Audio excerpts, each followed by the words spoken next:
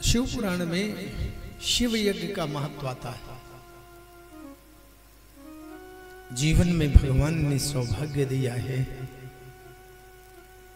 तो यज्ञ भगवान का भोग है। यज्ञ भगवान का साक्षात भोग। अग्नि मुख से अग्नि में जो आहुति देते हैं ना हम लोग, तो उसे भगवान जिस देवता के लिए आहुति दी जाती है वो देवता उसे ग्रहण करते हैं। इसलिए आहुति देते समय आहुति में जो भी आहुति दें उस आहुति में भी पवित्रता होनी चाहिए, शुद्धता होनी चाहिए, सब चीज में शुद्धता होनी चाहिए। भगवान शंकर के शिव यज्ञ का वर्णन आता है, रुद्र यज्ञ का वर्णन आता है। शिक्षा क्षयम गच्छति काले पर्ययात् सुबद्ध मूलाः निपतन्ति पादपः जलम जलस्थान गतम च शुष्यति हुतम च दत्तम च तथैव तिष्ठति। देखो सब कुछ नाशवान है, लेकिन यदि आपने यज्ञ में भगवान को भोग लगा दिया, ये भी यज्ञ है, ये ज्ञान यज्ञ है, शिव ज्ञान यज्ञ है। तो हमने जीवन में यदि अच्छे सत्कर्म कर दिए, वो सत्कर्म भी यज्ञ माने जाते हैं। बहुत बड़ा विद्वान अपनी विद्वता को लेकर के संसार सागर से चला जाता है, उसके काम में नहीं आता। यदि किसी के पास में आध्यात्मिक सत्ता है, उस आध्यात्मिक सत्ता का वो दान करता है तो देश, राष्ट्र और समाज की रक्षा होती है। तरुवर फल नहीं खात हैं, वृक्ष फलते हैं पिबन्ति नद्यः स्वयमेव नानुभा स्वयं न खादन्ति फलानि वृक्षा। नदियां स्वयं जल नहीं पीती, वृक्ष स्वयं फल नहीं खाते, मेघ अपने लिए नहीं बरसती।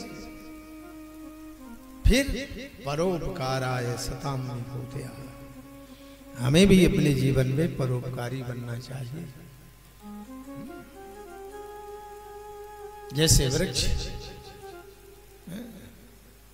परहित के लिए फल देते हैं, मेघ परहित के लिए बरसते हैं, तो ये पंचभूत शरीर भी यदि किसी के काम में आ जाता है तो भगवान क्यों प्रसन्न होते हैं?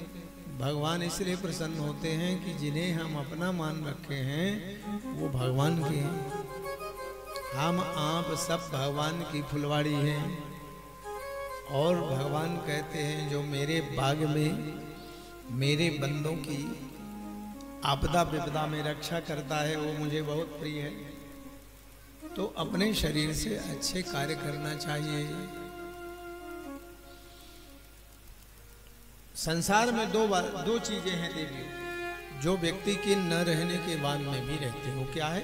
हुतम, अग्नि में दी गई आग, यज्ञ का बड़ा बड़ा।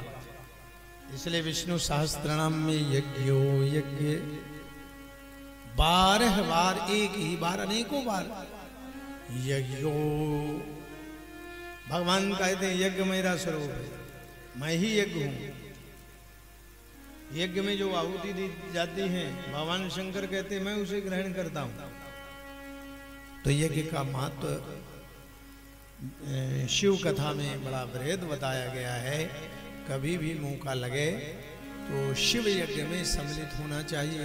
2 प्रकार के शिव यज्ञ होते हैं। एक अभिषेकात्मक, जो रुद्राभिषेक करते हैं वो भी अभिषेकात्मक यज्ञ है, और एक होता है होतात्मक यज्ञ, होता हवन करते हैं। दोनों यज्ञ, एक यज्ञ है किसी को हम भूखे को भोजन करा देते हैं, वो यज्ञ है, और एक यज्ञ है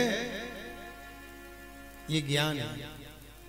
कथा यज्ञ ज्ञान यज्ञ कहलाता है, क्योंकि अंतरतम में हमारे जो अज्ञान है उस अज्ञान को दूर करने के लिए ये ज्ञान है।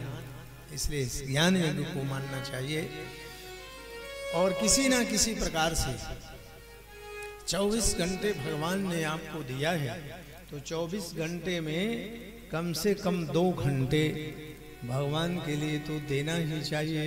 भगवान कहते हैं मेरे बंदे यदि 2 घंटे मुझे देते हैं तो मैं उनके ऊपर बहुत प्रसन्न हूं।